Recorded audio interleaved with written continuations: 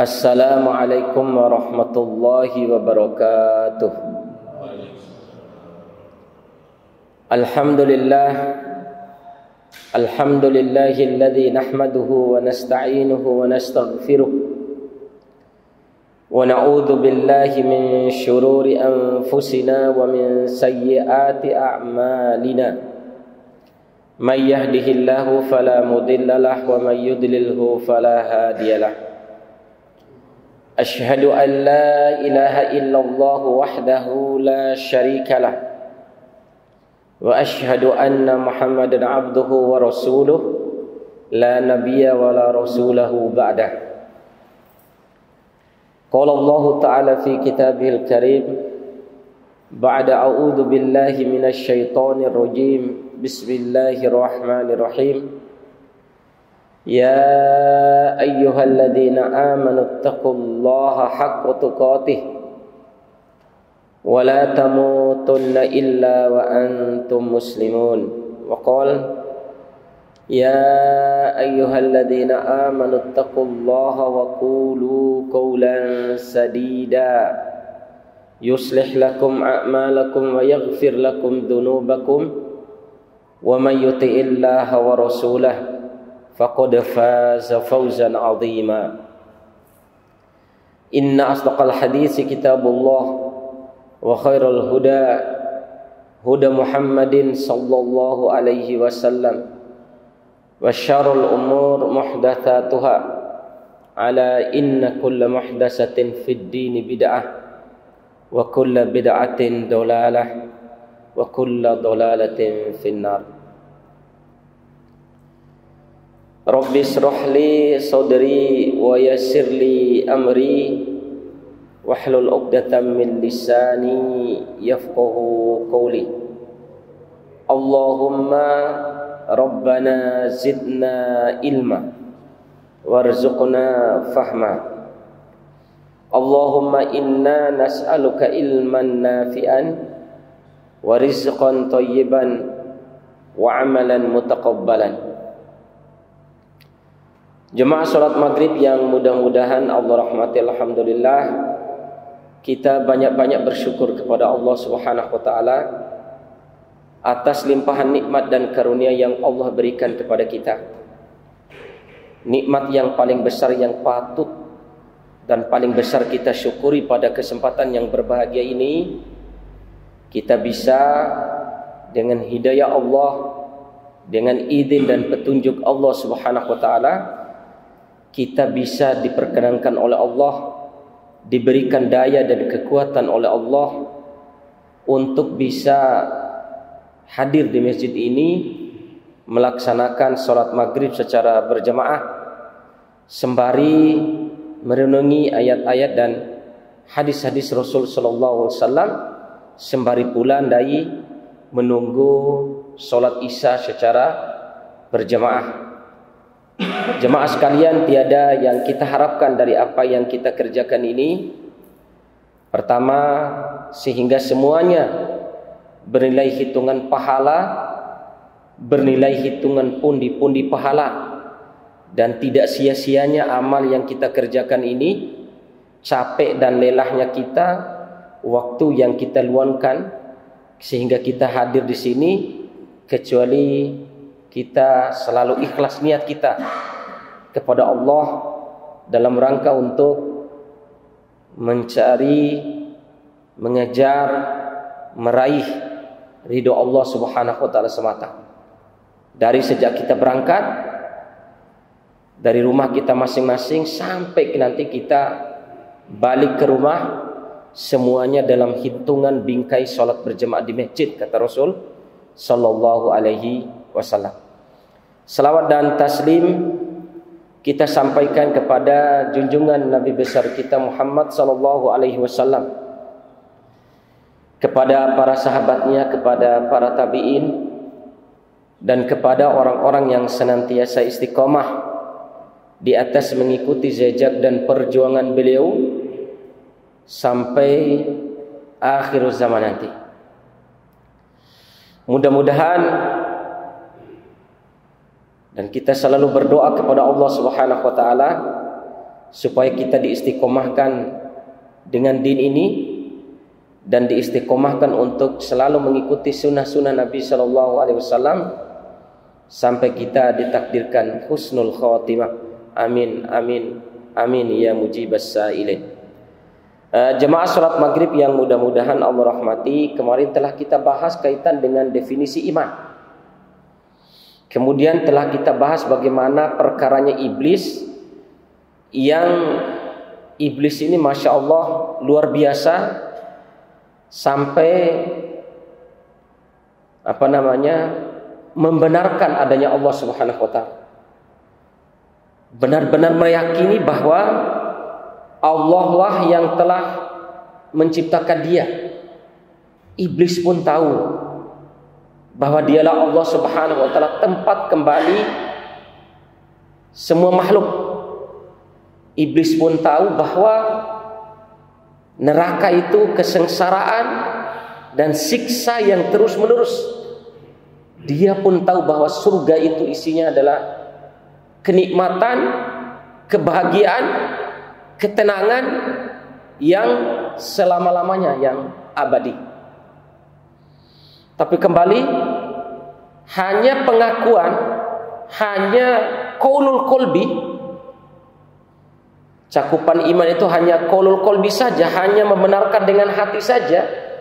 Sementara iblis itu tidak diiringi dengan amalul qalbi, tidak diiringi dengan perbuatan hati, yang makna perbuatan hati itu bagian daripada cakupan iman. Al-istislam, menyerahkan hati sepenuhnya kepada Allah. Al-inqiyadu lahu bil qalb, ketundukan hati. Ketundukan hati untuk menerima segala perintah dan segala larangan Allah Subhanahu wa ta'ala. Kemudian kaitan dengan amalul qalbi, cakupan amalul qalbi yang ketiga, yakni ikhlasul amal lillah. Ikhlas beramal karena Allah Subhanahu wa ta'ala. Ya, ikhlas beramal. Kemudian al-mahabbah, cinta kepada Allah, roja, berharap kepada Allah Subhanahu wa ta'ala, tawakal, berserah diri kepada Allah Subhanahu wa ta'ala dengan meniadakan sifat sombong. Ini penyakit hati ini, sombong. Kenapa iblis ini dikeluarkan, kemudian dikatakan sebagai kafir? Karena istikbar, menyombongkan diri. Dia seakan-akan dia lebih tahu daripada Allah. Apa dia lebih tahu daripada Allah? Dia dengan pikiran dia, dengan apa yang ada dalam benak diri dia, bahwa saya lah ya Allah yang lebih baik daripada Adam. Engkau ciptakan saya dari api, sementara dia dari tanah. Tentulah saya yang paling mulia. Coba yang Masya Allah, mengklaim diri paling mulia, mengalahkan Allah. Padahal Allah yang telah menciptakan iblis, Allah pula yang telah menciptakan manusia dengan tangannya. Beda penciptaan iblis, diciptakan dari api langsung jadi dia. Tapi kalau Allah menciptakan manusia, itu dengan tangan Allah yang mulia, dibentuk oleh Allah dengan tangannya yang mulia. Saking bagaimana Allah menciptakan kita manusia ini, sehingga ketika manusia itu jadi, ditiupkan ruh dari tanah itu, diperintahkan kepada iblis untuk sujud kepada Adam. Karena Adam ini, wahai iblis, saya ciptakan dengan kedua tanganku yang mulia. Masya Allah, dengan tanganku yang mulia. Tapi iblis menantang dengan kesombongan dirinya, tahu bahwa dia yang menciptakan, bahwa Allah yang telah menciptakan dia. Tahu bahwa Allah yang telah menciptakan manusia, menghancurkan bumi ini, mendatangkan surga dan neraka, menghisap amal kita. Kita akan dimasukkan ke kuburan, ada nikmat kubur, ada siksa kubur. Tahu itu iblis. Karena kesombongannya itu, jemaah sekalian, keyakinan dia dalam rangka membenarkan Allah Subhanahu wa ta'ala, dengan kesombongannya itu tidak bisa mengalahkan itu semua. Sehingga dia apa? Kafir. Sehingga dia ingkar kepada Allah, kafir. Apalagi naudzubillahi min dzalik. Ini kaitan dengan perkara iman. Syukur kita. Innal ladzina qalu rabbuna Allah tsumma istaqamu tatanazzalu alaihimul malaikah.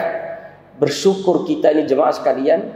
Kita sudah masya Allah berusaha supaya ada tertanam iman di dalam diri kita. Cakupan yang pertama adalah yakni qaulul qalbi, membenarkan adanya Allah, membenarkan segala perintah dan larangan Allah Subhanahu wa taala, membenarkan kitab-kitabnya. Kemudian yang kedua, qaulul amalul qalbi. Amal qalbi, apa amalul qalbi itu? Tadi menyerahkan diri, tunduk, mahabbat, cinta, ikhlas, menjauhi sifat sombong, menjauhi sifat riya, menjauhi sifat sum'ah.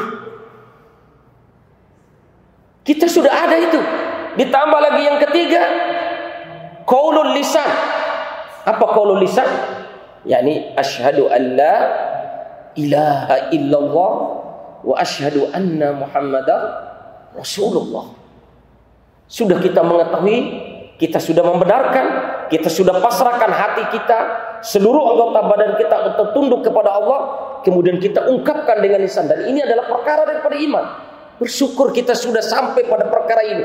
Asyhadu an la ilaha illallah wa asyhadu anna Muhammadar Rasulullah. Keturunan kita, keturunan Islam. Kita hidup di lingkungan yang mayoritas Islam, yang mendukung akan syahadat tersebut. Tapi jamaah sekalian, Masya Allah, orang karena dengan kesombongannya sudah mengucapkan itu, membenarkannya, mengucapkannya dengan lisan. Tapi ada bahasa-bahasa karena kesombongan dengan jabatannya, sombong dengan titelnya, sombong dengan dunia yang dia raih pada saat ini. Dia tidak pikirkan lagi bahwa dia akan mati. Dia tidak tahu bahwa seluruh manusia setiap hari itu pengumumannya mati, mati, mati, mati. Dia menyangka dengan apa yang dia katakan, dengan kesombongan lisannya, dengan kesombongan mulutnya, berani mengatakan bahwa Allah itu, Tuhan kita itu hanya yang di Arab saja. Na'udzubillah, ini penghinaan yang sungguh sangat luar biasa. Apa bedanya dengan iblis tadi? Ya, sampai menghina Allah, sampai serendah itu Allah direndahkan. Dia tidak lagi menyayangkan iman yang sudah tertanam di dalam dirinya. Karena apa tadi? Istikbar, sombong. Sombong di saat Allah berikan kesehatan, di saat Allah berikan jabatan, di saat Allah berikan kekuatan. Dia tidak menyangka bahwa ini adalah sementara. Dia tidak pikirkan bagaimana berkuasanya Fir'aun, bagaimana berkuasanya Namrud, bagaimana kayanya Korun. Dengan kesombongannya mati dalam keadaan kekafiran. Dengan kesombongannya itu, dengan kesombongan dia sebagai pemimpin pada saat itu, kesombongan Korun dengan harta yang dia miliki, bahwa hasil usaha saya ini tidak ada urusannya dengan pemberian Allah. Apa kekayaan seluruh apa yang saya miliki ini hasil usaha saya. Tidak ada turut campur Allah dalam memberikan rezeki saya. Kafir jemaah sekalian. Nah, apalagi kalau sampai mengatakan Allah itu hanya dibutuhkan di Arab saja, Allah itu hanya dimiliki oleh orang-orang Arab saja. Maka sangat urgen kita membahas perkara iman ini jemaah sekalian. Bersyukur. Berarti apa yang salah? Berarti ketundukan hatinya, keikhlasan hatinya terhadap Allah, keyakinannya terhadap Allah, ketakutannya terhadap Allah tidak ada. Imannya hanya sekedar at-tasdiq bil qalb, hanya qaulul qalb, hanya membenarkan hati saja, atau ucapannya hanya ucapan lisan saja tanpa diiringi dengan ucapan hati. Ucapan Islamnya hanya asyhadu an la ilaha illallah, kemudian realisasinya amalul jawarihnya,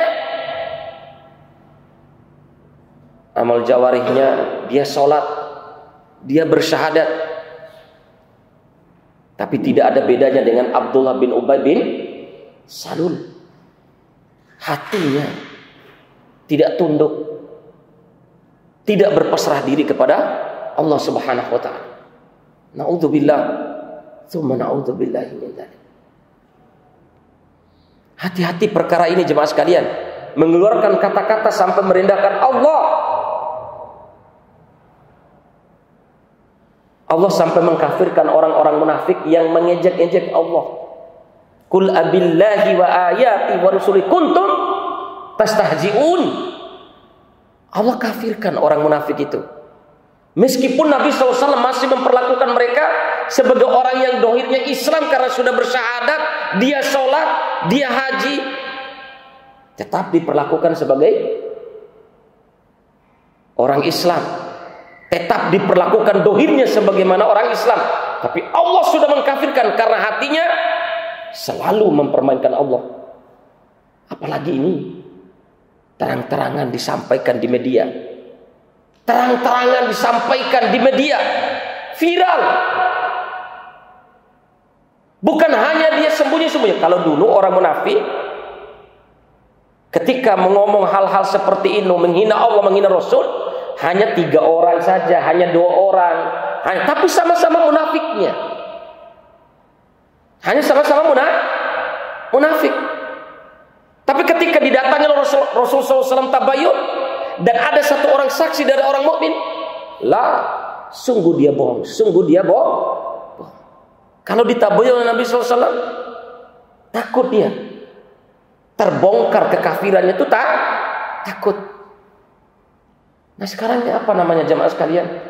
Kalau sampai Allah digitukan, hanya orang-orang Arab saja yang memiliki itu. Tuhan itu hanya orang, Allah itu hanya milik orang Arab saja. Na'udzubillah, hasbunallah wa ni'mal wakil. Subhanallah amma yaqulun. Maha suci Engkau ya Allah dengan apa yang mereka katakan. Kalau saya mengatakan fandur akibatul mukadzibin, fandur, maka lihatlah hasil akhir dari apa yang mereka katakan tersebut. Hanya kepada Engkau kami berpasrah ya Allah, hanya kepada Engkau kami bertawakal ya Allah. Dengan orang-orang yang menghinamu, dengan orang-orang yang melecehkanmu ya Allah Subhanahu wa ta'ala. Ini jemaah sekalian yang mudah-mudahan Allah rahmati, itu pertama, yakni iblis sombong. Pembenaran dalam hati tidak cukup tanpa ada namanya amalul qalbi, pasrah, merendahkan diri, cinta, tunduk kepada Allah, menjauhi sifat sombong. Tanpa diiringi dengan sifat-sifat itu, maka tidak dibenarkan imannya. Tidak ada kebenaran di dalam imannya.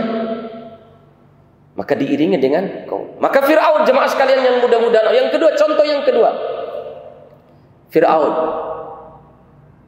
Fir'aun ini Masya Allah, sebagaimana Allah Subhanahu wa ta'ala firmankan di dalam surat Al-Isra ayat 102, Qala laqad alimta ma anzala haula illa rabbus samawati wal ardi basair wa inni la adunnuka ya fir'aunu mathbura. Nabi Musa berkata kepada Fir'aun, laqad alimta ma anzala haula illa rabbus samawati wal ardi basair. Kata Nabi Musa, wahai Fir'aun, sungguh engkau telah mengetahui mukjizat-mukjizat yang Allah turunkan kepadaku, dan engkau menyaksikan sendiri kejadiannya. Ya, siapa kamu mengakui bahwa itu adalah Allah pemelihara langit dan bumi, dan itu bukti-bukti yang nyata buat engkau. Dalam surat Al-Isra ayat 102, Musa sampai mengatakan seperti itu kepada Fir'aun, dan Fir'aun membenarkan, melihat dengan mata kepala dia, menyaksikan dengan kedua mata dia bahwa seluruh mukjizat yang Allah perlihatkan kepada Nabi Musa itu benar-benar dari Allah Subhanahu wa ta'ala. Diyakini itu, dipercaya, dibenarkan oleh Fir'aun. Wa inni la'adunnuka ya Fir'aunu mathura. Dan sungguh aku menduga betul wahai Fir'aun, sungguh engkau akan celaka kalau kamu tidak beriman. Maka jemaah sekalian yang mudah-mudahan Allah rahmati, berdasarkan ayat ini Al-Imam Ibnu Katsir mengatakan bahwa apa yang diyakini, apa yang dibenarkan oleh Fir'aun tentang mukjizat-mukjizat itu dan bukti-bukti yang nyata yang Allah perlihatkan lewat Nabi Musa itu tidak cukup bagi dia untuk dijadikan dia sebagai orang yang beriman, karena tidak ada ketundukan. Contoh, bagaimana realisasinya? Allah Subhanahu wa taala berfirman di dalam surat Al-A'raf ayat 133 sampai 136. Allah Subhanahu wa taala, ini sudah Allah tampakkan ini, bagaimana tongkat menjadi ular dan mengalahkan tukang-tukang sihirnya Fir'aun itu. Ya, itu mukjizat yang luar biasa. Dilihat oleh Fir'aun di depan istananya, tapi tidak membuat dia membenarkan. Tapi kesombongannya itu tidak membuat dia beriman. Maksudnya beriman itu mengikuti ajaran Nabi Musa. Tampakkan lagi, coba, masya Allah jemaah sekalian, subhanallah. Coba lihat, masya Allah, bagaimana nasib orang yang, contoh kalau sekarang, kalau orang mau mengambil pelajaran, orang yang menggambar itu ya, karikatur Nabi kita Muhammad SAW, dijaga, dikawal, sampai mobilnya itu anti peluru itu, ya, tidak diserang, tidak dibunuh, tapi Allah punya makar tersendiri, mati terbakar dalam mobilnya, tidak bisa keluar dari mobil, hangus terbakar dengan 3 pengawal. Seharusnya ini menghina Nabi Muhammad SAW. Bagaimana kalau menghina Allah? Segera bertaubat orang yang mengatakan ini. Segera bertaubat sebelum ancaman Allah datang, sebelum murka Allah datang. Sampai berani merendahkan Allah, menghina Allah seperti itu.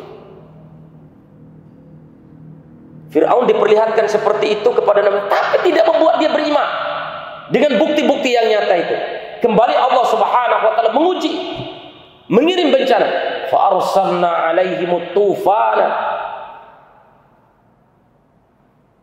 wal jarada wal kummala wad dafadi wad damma ayatin mufassalat fastakbaru wa kanu anha mujrimin. Dalam surat Al-A'raf ayat 133 ini, fa arsalna 'alaihimut tufan, kami kirim kepada Fir'aun ini, pertama adalah angin topan. Itu ayatnya. Jadi semua rentetan ini dikirim dulu. Kemudian ayat selanjutnya, kemudian ada yang kedua adalah belalang. Ada yang ketiga kutu. Tidak didapatkan dalam rumah itu kecuali kutu. Kalau tadi adalah angin topan menghancurkan negeri Fir'aun, kemudian yang kedua diiringi lagi, yang kedua adalah belalang.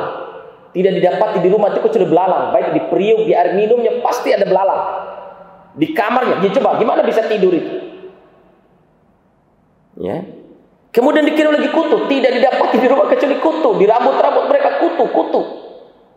Kemudian yang selanjutnya dalam ayat ini adalah katak, kreva. Masuk setiap rumah, masuk istananya Fir'aun, masuk di warganya Fir'aun. Kemudian yang terakhir adalah dam. Air minum itu berubah menjadi darah semua. Air sungai berubah menjadi darah. Itu ayat-ayat yang sungguh sangat jelas. Maka jemaah sekalian, coba lihat, masya Allah, semua. Maka Fir'aun ini, walamma waqa'a alaihi rizq qalu du'u lana rabbana bima ahida qalu du'u lana rabbaka bima ahida indak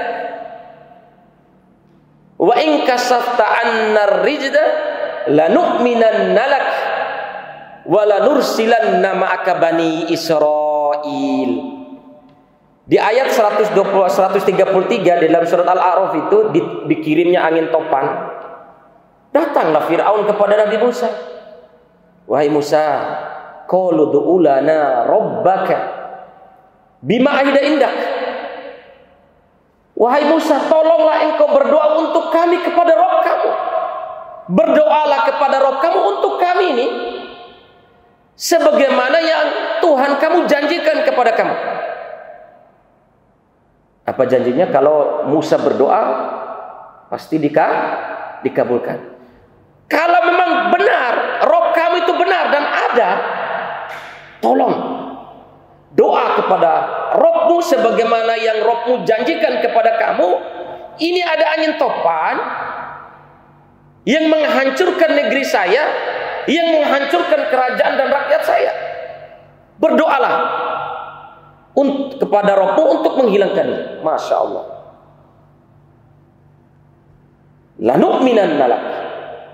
Kami benar-benar kami benar-benar, saya Fir'aun beserta rakyat saya benar-benar akan beriman kepada engkau apabila angin topan ini dengan doamu kepada Rabbmu bisa hilang dari negeri kami ini. Kami benar-benar akan beriman kepadamu dan kami akan relakan seluruh Bani Israel itu dibawa oleh engkau, dibimbing oleh engkau. Setelah berdoa, dihilangkan angin topannya. Masya Allah. Fastakbaru tadi ayatnya. Fastakbaru. Kembali mereka sombong. Kembali mereka sombong, tidak mau beriman. Dikirim lagi yang kedua, belalang, sama. Berdoa, selesai, diselesaikan, hilang, tapi tidak membuat dia beriman.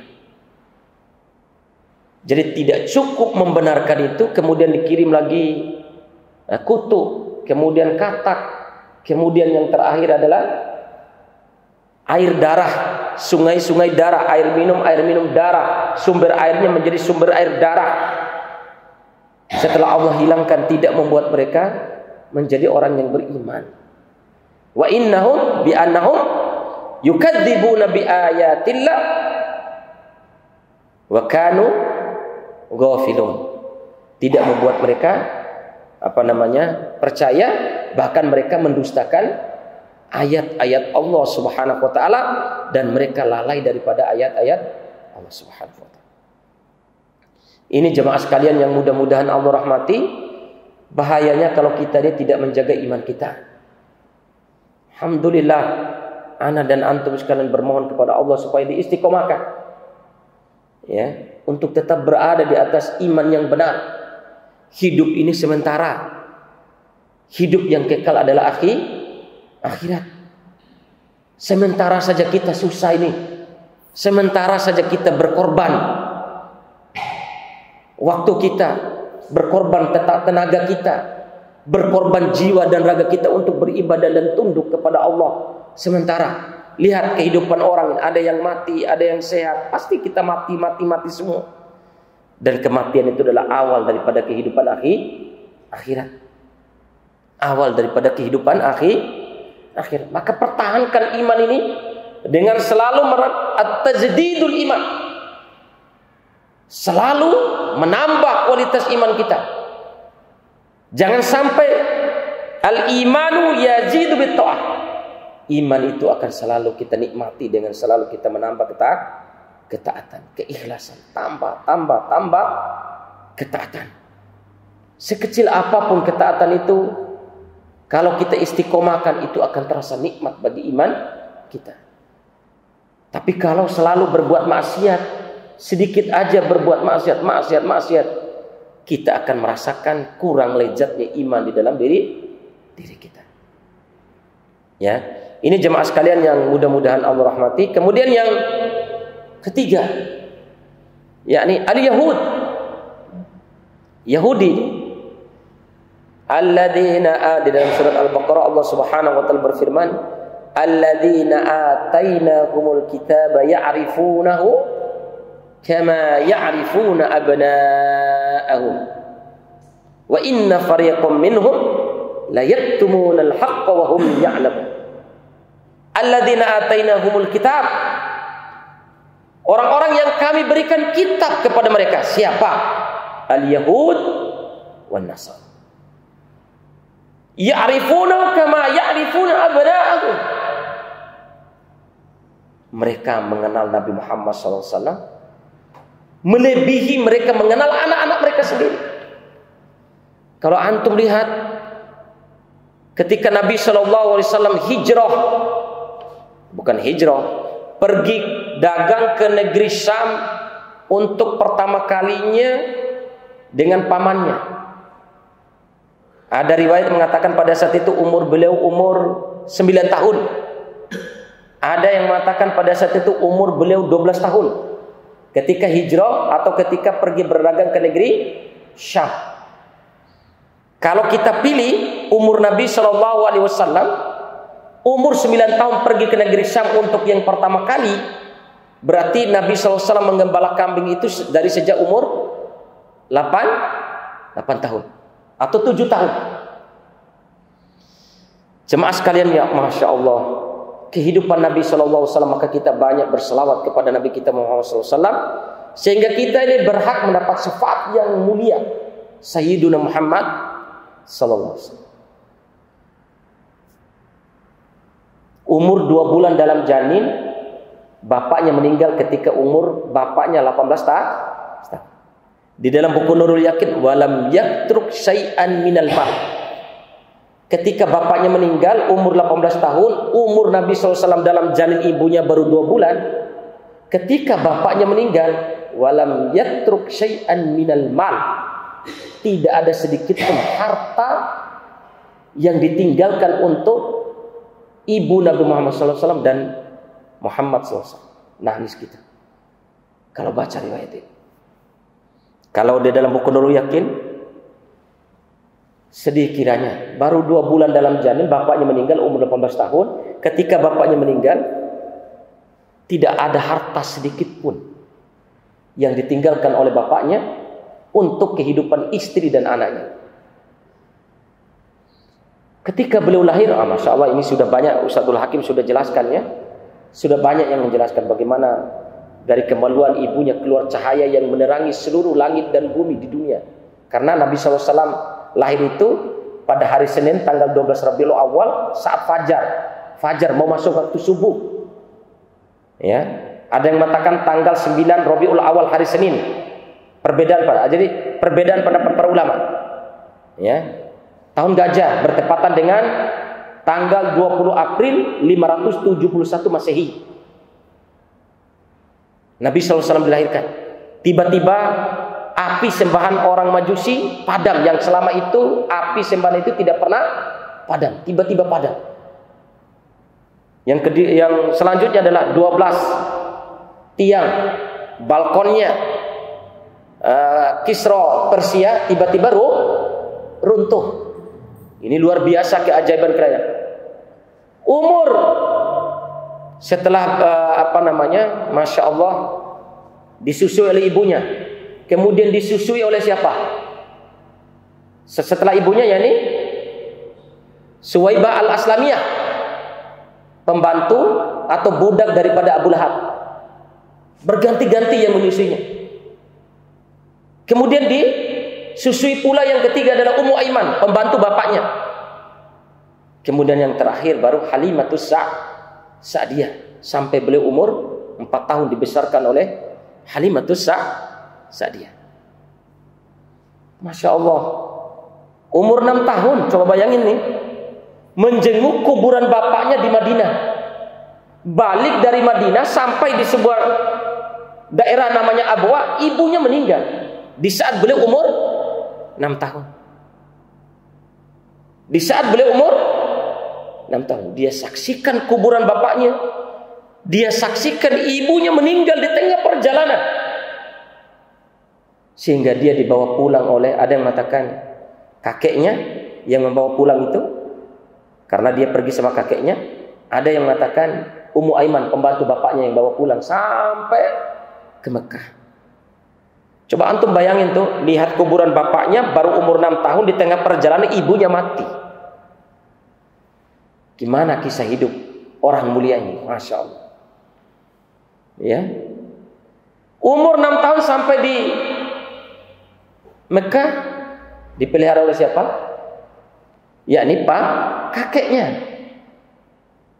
Abdul Muthalib. Abdul Muthalib juga ini rajanya Arab, tapi termasuk dari raja Arab yang paling kering, miskin.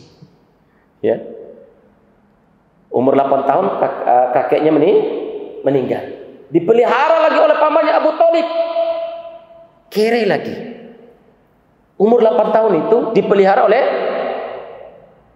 pamannya. Saking tidak adanya keuangan pada saat itu, dalam rangka untuk membantu pamannya hidup di situ, Nabi kita yang mulia rela menggembala kambing orang Mekah, bukan gembala kambing sendiri, gembala kambing orang Mekah yang hasil upah tersebut cukup untuk makan sehari itu. Itu Nabi kita yang mulia. Masya Allah. Ya. Apakah ketika hijrah atau ketika berdagang ke negeri Syam untuk pertama kali, apa pamannya? Di dalam buku Nurul Yakin dikatakan begini, wahai Muhammad, saya ini sudah tidak ada punya apa-apa lagi untuk membiayai kehidupan kamu. Sekarang marilah kita sama-sama untuk pergi berdagang ke negeri Syam. Pergilah pertama kali umur 9 tahun, ada yang mengatakan umur 12 tahun. Pergi berdagang ke negeri Syam. Sampai di kota Busra, ada pendeta Bahiro yang selama ini dia tidak pernah keluar dari tempat ibadahnya kecuali ketika hadirnya Nabi Muhammad SAW. Dia datang kepada pamannya, siapa anak yang duduk menyendiri itu? Dia adalah Muhammad bin Abdillah, itu adalah keponakan saya.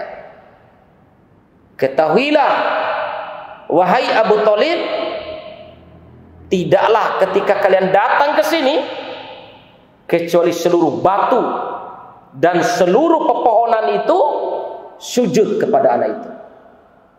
Dia adalah seorang nabi sebagaimana yang dijanjikan dalam kitab kami. Dia adalah seorang nabi terakhir yang ditunggu. Maka jangan bawa anak ini ke negeri Syam, karena orang-orang Yahudi akan menunggu dia. Kalau tahu bahwa dia adalah keturunan daripada Ismail, ini akan dibunuh oleh orang-orang Yahudi. Tahu betul mereka. Apa yang terjadi?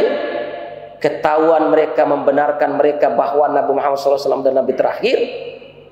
Karena kesombongannya tidak diucapkan dengan lisan, asyhadu an la ilaha illallah wa asyhadu anna Muhammad Rasulullah, tidak membuat orang Yahudi itu menjadi orang yang beriman. Meskipun dia benarkan Allah, meskipun dia benarkan Rasulullah sallallahu alaihi wasallam. Walamma ja'um kitabun musaddiqun lima ma'hum. Dan ingatlah ketika datang kepada ahlul kitab Yahudi dan Nasrani, yaitu kitab Al-Quran yang membenarkan kitab mereka terdahulu, yaitu kitab Taurat. Tapi mereka malah menyombongkan diri dengan kitab Al-Quran itu. Tahu, tapi karena sombong tidak mau ikuti, tidak menjadikan orang Yahudi itu menjadi orang yang beriman, karena tidak ada qaulul lisan, perkataan di lisan, pernyataan bahwa Nabi Muhammad, bahwa Allah adalah satu dan Muhammad adalah nabi dan utusan Allah Subhanahu wa taala. Jemaah sekalian yang mudah-mudahan Allah rahmati, mungkin ini saja yang bisa saya sampaikan pada kesempatan yang berbahagia ini. Mudah-mudahan semuanya apa yang kita korbankan, apa yang kita kerjakan ini, kita berharap kepada Allah dengan hati yang lubuk, hati yang paling dalam, sehingga amal kita ini semua dicatat sebagai pundi pahala di sisinya. Amin amin ya mujibas sa'ilin. Subhanaka Allahumma wa bihamdika asyhadu an la ilaha illa anta astaghfiruka wa atubu ilaik. Subhana rabbika rabbil izzati amma yasifun wa salamun alal mursalin walhamdulillahi rabbil alamin. Wassalamu alaikum warahmatullahi wabarakatuh.